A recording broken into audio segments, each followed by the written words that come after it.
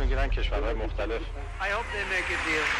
Here in Israel, everyone is holding their breath as we wait to see if and when the United States military will launch punitive attacks on Iran's Ayatollah regime.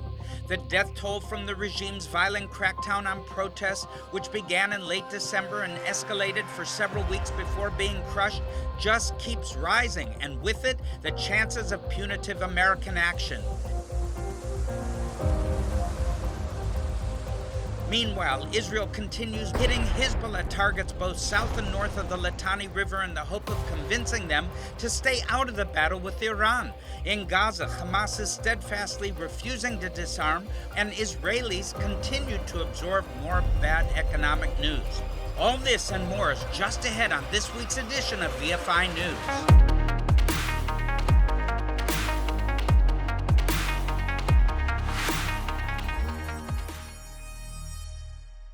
Last Sunday, Time magazine published a report that cited sources in Iran's health ministry who said that on January 8th and 9th, shortly after the internet blackout in Iran started, security forces massively stepped up their repression of protesters.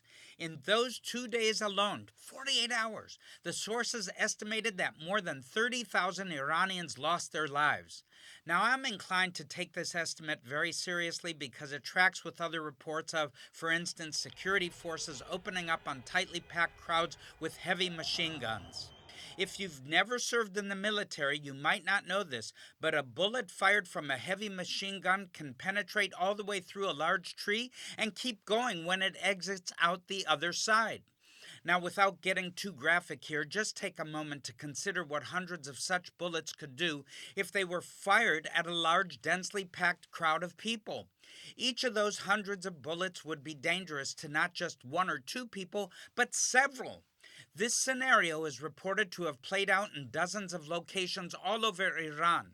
So if you think about that, it's not too difficult to imagine that the estimates of over 40,000 fatalities from the regime's actions on the 8th and 9th of January are very plausible.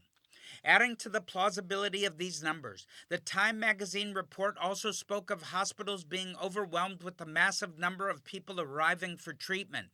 However, there have also been reports that many of the security forces in different cities throughout Iran refused to fire on protesters, so the regime brought in Shiite militias from Iraq and elsewhere around the region to do it instead. Several members of the security forces who refused orders to fire on protesters have also reportedly been arrested, and some have already been executed. It is impossible to get hard numbers about casualties, and we'll probably never know the total body count. Alongside the tens of thousands who lost their lives on the street, many more were wounded and most probably won't recover. Some estimate up to 300,000 were wounded. Many more will perish in Iran's notorious prison system, some succumbing to torture, others to starvation and disease, and some being executed. Once again, we'll probably never know the total body number of casualties. Now, I'm going to switch to commentary mode for a moment because there's something about all this that really bothers me. Beyond the moral outrage we all naturally feel when we see a totalitarian regime massacring its own unarmed civilian population like this. But whatever the actual body count in this uprising that has now for the time being been crushed, I think it's safe to say that the numbers are at least comparable to the numbers of those who lost their lives in over 2 years of fighting between the IDF and Hamas in the Gaza Strip. However, what Hamas did against Israel and Israel did against Hamas, Israel was defending itself, whereas in Iran, it's genocide. Lay aside for a moment all the mitigating circumstances and arguments about who was a civilian, who was a combatant, who is reporting these numbers, and so on and so forth. Just the sheer number of people who lost their lives in these two situations is at least comparable. So why isn't anyone protesting against the Ayatollah regime the way they did against Israel? Where is the outrage from the social media influencers or legacy media, university professors, self-described human rights activists, and all the rest? I'm sure some people will dismiss this question as an example of whataboutism. But you know what? I think whataboutism is somewhat legitimate. If someone takes a stand or sets a standard, that standard must apply to everyone in every situation equally, or it's not valid. If someone wants to say that they oppose Israel's actions in the Gaza Strip because they think it amounts to genocide, but they ignore the Iranian regime's slaughter of its own people in 48 hours in comparable numbers to how many lost their lives in this so-called genocide, that's hypocrisy. In fact, it's not just hypocrisy or even a double standard, it is a monstrously evil injustice. As an Israeli, a Jew, a follower of Yeshua, and even just as a human being, I take that very personally, and I think it gives Israelis full permission to ignore all these so-called human rights activists who are always criticizing us. On that note, to be fair, there were a handful of street demonstrations in front of Iranian embassies and consulates in capital cities of several European countries, and there have even been some very strong statements against the regime from the United Nations. Furthermore, Human Rights Watch and Amnesty International, no friends of Israel lately, have consistently condemned the Ayatollah regime for its many crimes against humanity over the years, and they have been very vocal in the last few weeks as the crackdown on these protests escalated. But there has been nothing like the wall-to-wall outrage and condemnation that came as Israel fought a war of necessity and defense against Hamas in Gaza. That is not to even mention the deafening silence from all these self-described human rights activists and organizations amidst the ongoing genocide against Christians in Nigeria and the ongoing atrocities in Sudan, which have resulted in a death count in the hundreds of thousands, etc. I could go on for a very long time listing things that these folks are ignoring because they're too busy obsessing about Israel. If you're watching this and you're one of those people who claim to care about injustice in this world and war crimes and human rights violations and so on, you should take a moment to consider what's motivating you. What's motivating the people and organizations you're supporting? Is it really concern about injustice and human rights and all that, or is it something else? I'll say no more about this. Now, to get back into the news, U.S. President Donald Trump has ordered a large deployment of U.S. military power to the region, including the USS Abraham Lincoln Carrier Battle Group, which includes the carrier itself with its squadrons of F-35's incredible flights, F-18s, and all the rest. It also includes the carrier's destroyer escorts, which carry Tomahawk cruise missiles that can be used to join any strike on land targets inside Iran, as well as defend the carrier against any possible counterattack. Submarines armed with hundreds more Tomahawk cruise missiles are also poised to add their offensive punch to any attack. Squadrons of land-based F-15s and A-10 ground attack aircraft have also been deployed to American bases in the region, along with refueling aircraft, electronic warfare aircraft, and any other assets. Now, this also includes batteries of THAAD and Patriot air defense systems, which have been deployed to be ready to knock down any weapons that Iran might launch at Israel or the oil facilities in Saudi Arabia or other parts of the Persian Gulf in retaliation for an American strike, as they're threatening to do so. Now, I'm sure I don't have to tell you all this, but a massive buildup of American firepower, which has been backed up by regional deployments of British and French forces as well, is not cheap. And there's certainly plenty of other things the United States, Britain, and France need to spend money on these days. So I don't think anyone should be under any illusions right now about what's to happen next. But of course, there are some who are not just clinging to illusions, they're downright delusional. And that, of course, is the Iranian regime. They are responding to the growing American military presence in the region by making ridiculous rhetorical threats about how they don't want to fight, but they're ready to win one if someone else starts it. But there's one voice on Iran's side which seems to be facing reality, and his name is Mohammed al-Bakiti, a leader in the Houthi terror proxy Iran sponsors in Yemen. He said this week that Iran has the right to preemptively attack the Americans, and if they do, it will reduce the effects of the inevitable U.S. attack. But, he added, if Iran, quote, delays the impact of the attack, will be more painful, devastating, and destructive. It's too bad for everyone's sake that there are not a few more men like this in Iran's camp, men who don't believe in their own rhetoric and tough talk, but who soberly and honestly face the facts and draw the correct conclusions. Although I hope al-Bakidi's advice isn't acted upon, I have to admit that it's by far the most intelligent thing any of these guys have said this week. For their part, the IDF is signaling that it is on alert and fully prepared to face whatever might come in the days ahead, including the possibility of renewed conflict in the north, if Hezbollah makes good on its endless threats to attack Israel if the U.S. attacks Iran. The IDF is also alert to the possibility that the Houthis, where have they been, in Yemen could renew their ballistic missile launches against Israel. Those are the big threats, but there are other Iranian proxies in the region, principally the Shiite militias Iran sponsors in Iraq, who recently assisted the regime in putting down the protesters and could also decide at this time to turn their weapons on us. I urge you to join me in praying for the safety of everyone who is in harm's way in this situation. That includes everyone here in Israel and all the American, British, French, and other allied service members who are deployed in this region. Now, by the time you see this video, hostilities might already be underway. I am no military expert, but I don't think they'll last very long, and there's no doubt how they'll end.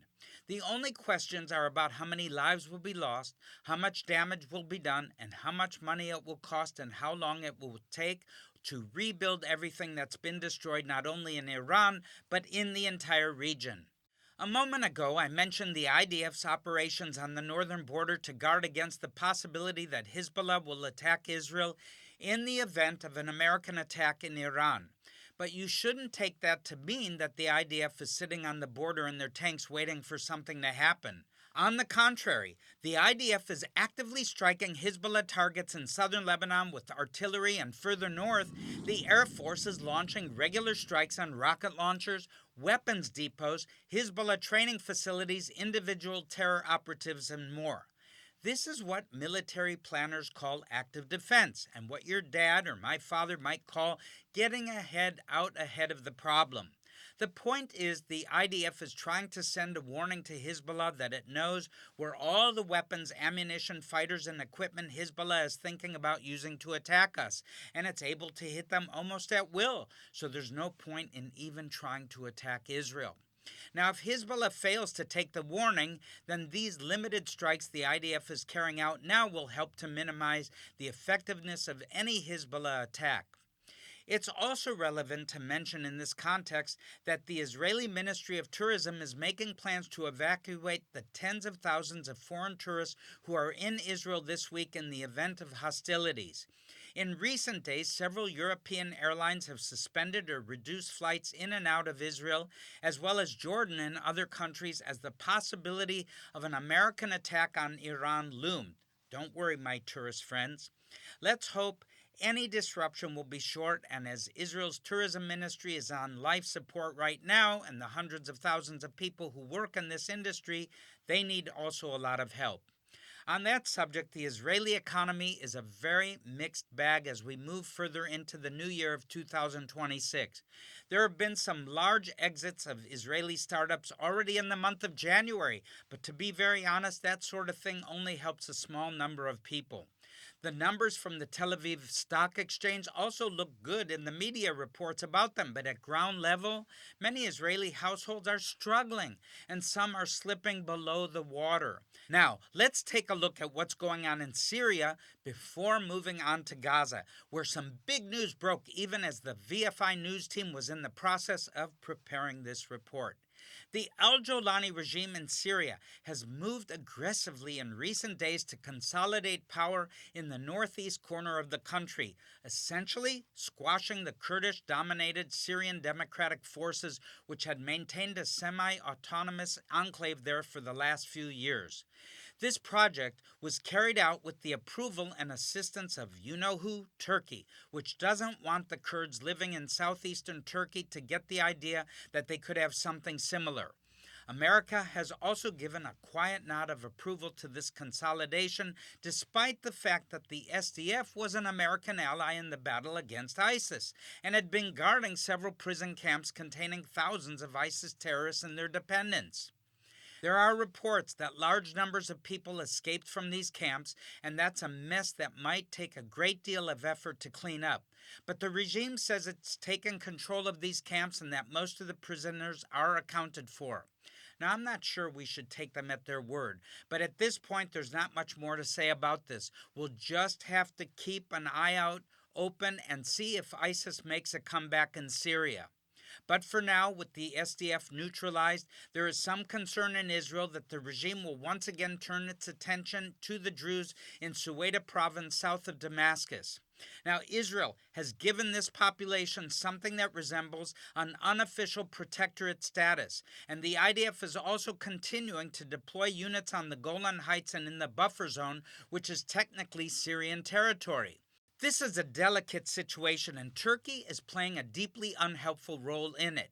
Sadly, the Trump administration in the United States also seems ready to turn a blind eye to the al-Jolani regime's bad behavior because of an overriding interest in stabilizing Syria, which will, among other things, allow millions of Syrian refugees living in Turkey and Europe to return home. Now, it's unclear how many of these battered and traumatized people who fled the Syrian civil war starting way back in 2011 even want to go back at this point. But whether they want to or not, that's what the governments of Turkey, Germany, and other European nations, which have been hosting them for most of the last decade, want to happen. And they're ready to make some pretty awful moral and ethical compromises to see that happen. It's a very, very sad situation, and it's also very deeply frustrating. I have a great love for the Druze people, by the way. But there's no way getting away from the obvious fact that al-Jolani has been given almost a blank check to do whatever he has to do in Syria to keep the country from becoming another failed state in the Middle East.